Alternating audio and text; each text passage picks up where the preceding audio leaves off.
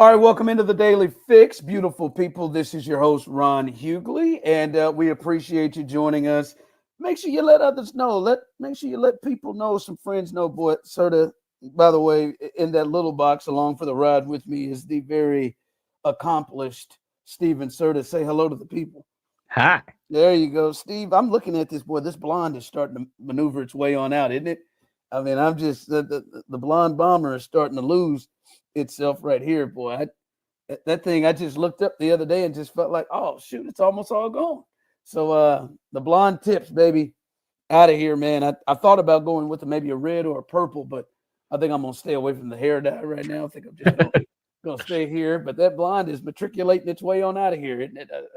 And get the red like Charvarius Ward used to have. Oh yeah, Charvarius. Yeah, I'm thinking about doing the red tips, but no, man, I think I'm gonna stay with the old natural.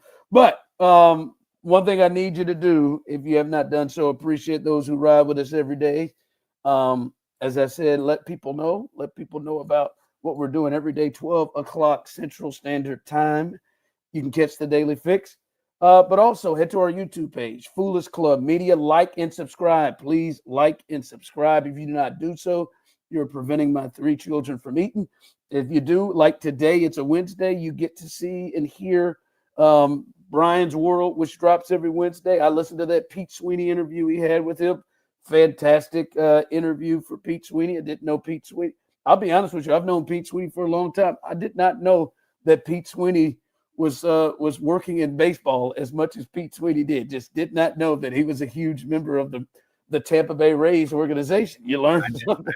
I did know that, actually. I did not know that from Pete. But check out Brian's World every single Wednesday, beach season early in the week, showing BK. By the way, we'll have a special guest this week on Showing BK, so stay tuned for that coming up on Friday.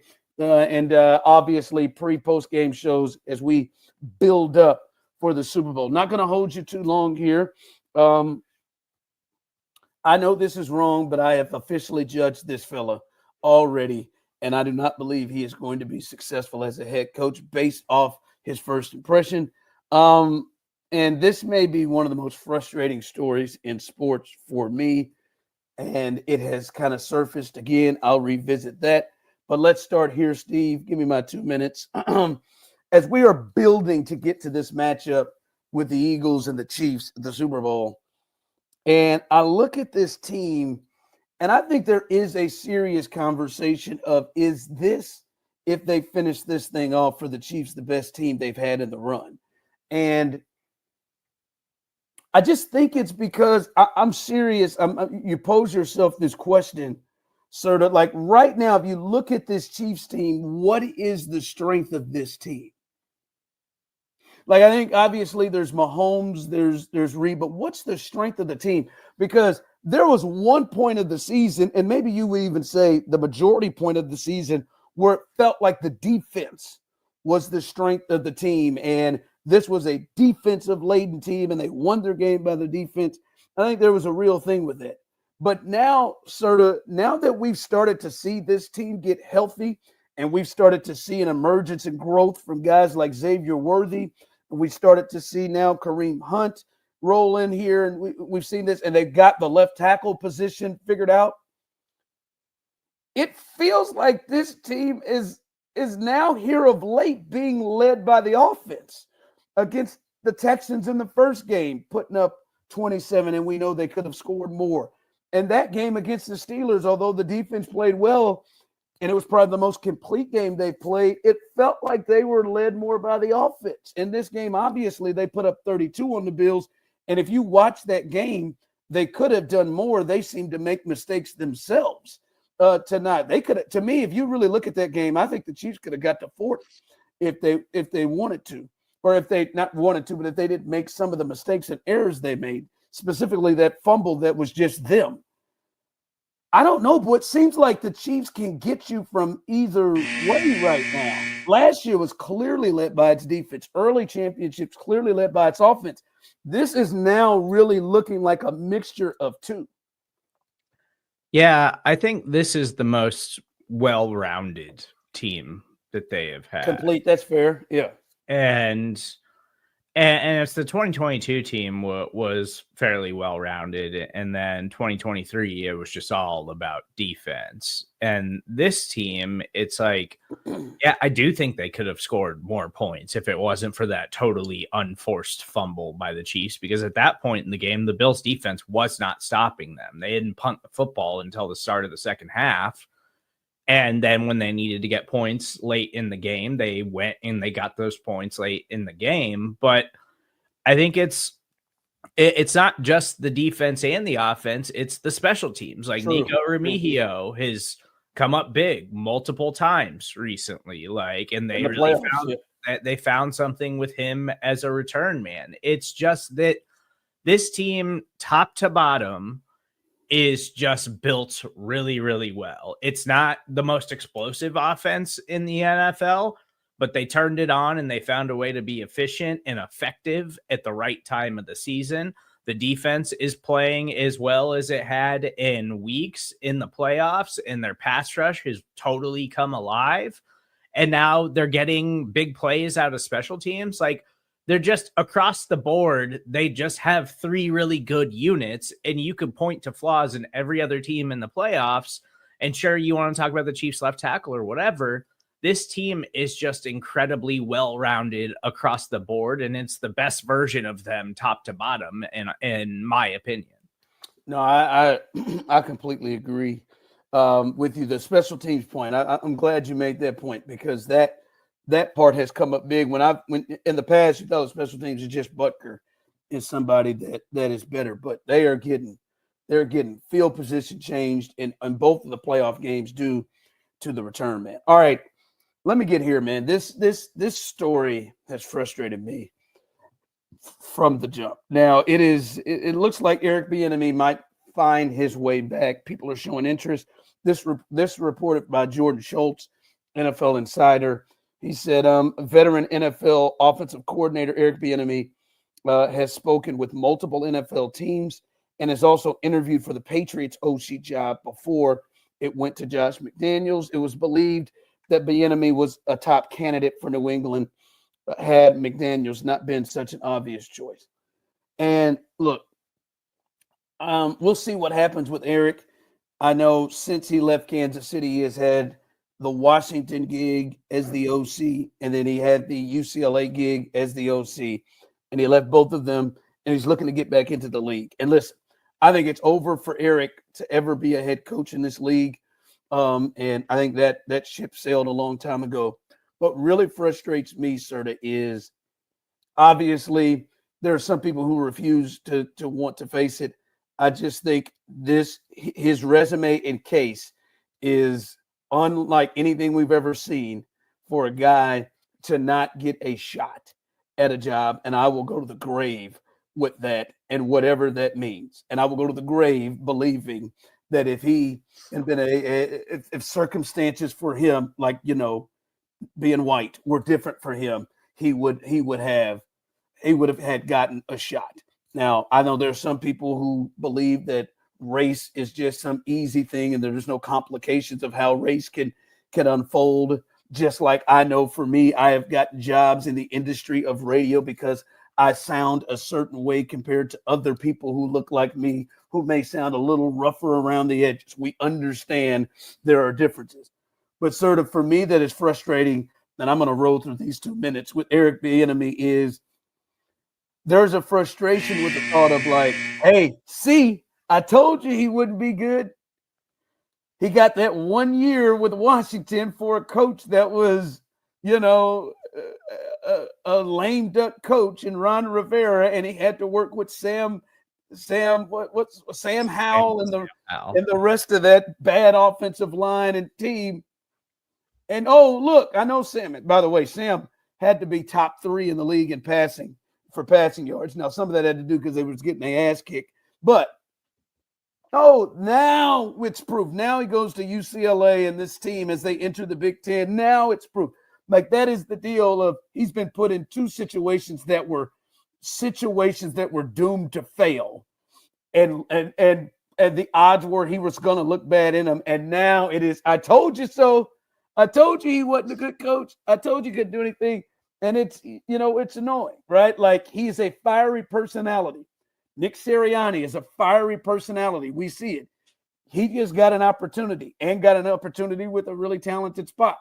Dan Campbell, a fiery personality. He got an opportunity to build a program. And look, as I said, I could come to the table and understand Eric's not going to get another shot.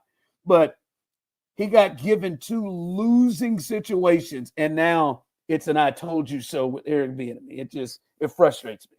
It is funny because there's a subsection of Chiefs fans right now that absolutely hate Matt Nagy and blame the offensive struggles the last 2 seasons on him, and like to point out like all of the offensive success they had with Eric Bieniemy as their offensive coordinator, which is not somewhere I thought we would ever be with Eric Bieniemy because he got blamed for everything that went wrong when he was here. Because every time it wasn't working, it was his fault when he was here, and it was why don't they get rid of him? Like, just somebody else hire him away so the Chiefs can move on. And now there's the backtracking of all of that. And at the end of the day, it's just frustrating because you're right. Washington wasn't a situation that was set up for him to succeed in any way. And Ron Rivera, Andy Reid, head coaching tree guy, and had to make a change that offseason. But he was going into that year like everybody knowing he was going to get fired and all. And he got fired in the middle of the season. Yeah.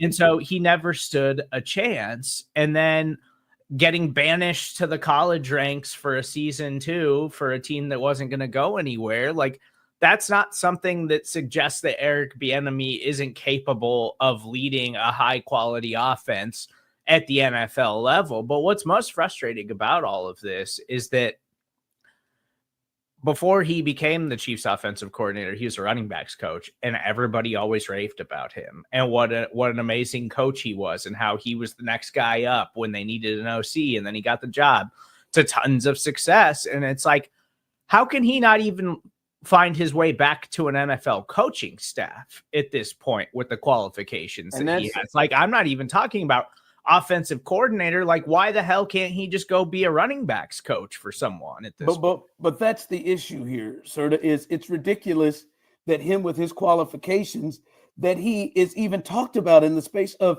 his one shot. You think about everything he did, sir, and his shot was not to coach a bottom of the barrel head coaching job in the league. It was bottom of the barrel organization going through turmoil with the Washington Commanders and Sam Howell and Elaine. Like, that was the best that he could get with his qualifications. And now, even with that, you're talking about how come he can't be a damn running backs coach, right? And he was a part of the greatest success of Patrick Mahomes' career and the Chiefs when it comes to an offense. Nick Sirianni, also under an offensive-minded head coach in Frank Reich, but he gets a job, right? Like, it's not like he's fiery. He gets the Eagles. The best that he could do in Eric Bieniemy is UCLA offensive coordinator, not head coach, offensive coordinator, and Washington Commanders offensive coordinator with a lame duck coach that gets fired midway through the season. It's just like, for people to look at that and say, boy, you look at his resume. Yes, his interviews must have been that bad. He had to be in there with a line of cocaine and underage girls in bikinis in the interview processes for it to get that bad that Adam Gase sold himself twice to become a head coach. So, like, it's just wild to me. He went in there and it was himself, and it made people uncomfortable in a way that it doesn't when Dan and guys like Nick Sirianni, who his place is similar to them. All right, I know I've shot through the 2 minutes. I will also say you participated in this too, sir.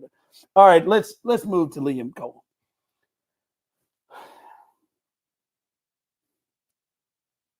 I know this is mean and it's wrong. I did this to Matt Eberflus. When I saw he became the head coach of the Chicago Bears, I remember going on in Chicago. Shout out to my guys, Dan Bernstein and Lawrence Holmes. But I told them, guys, I don't believe Matt Eberflus is ever going to win big and win a Super Bowl, because I just don't think and can envision a Super Bowl winning head coach by the name of Eberflus. I know that's unfair. I know that's not right. But I just could not see the Lombardi Trophy being handed and lifted by a guy whose nickname is Flus. Just couldn't do it. And so I ruled him out as being a great coach because of his name. I have just ruled out Liam Coen of ever being a successful head coach because of this. He, in his introductory press conference, tried to really get in good with the people of Jacksonville, and they have a little thing with their county, Duval County, and this is what the nerd alert Liam Coen decided to try to do. Jacksonville, the community, Duval. He's done. Never. That guy right there is never That's winning not a Super Bowl. fair. That guy is. I'm sorry. Maybe it's not fair. Listen, I didn't think Dan Campbell was going to be really successful when he was talking about biting people's kneecaps off.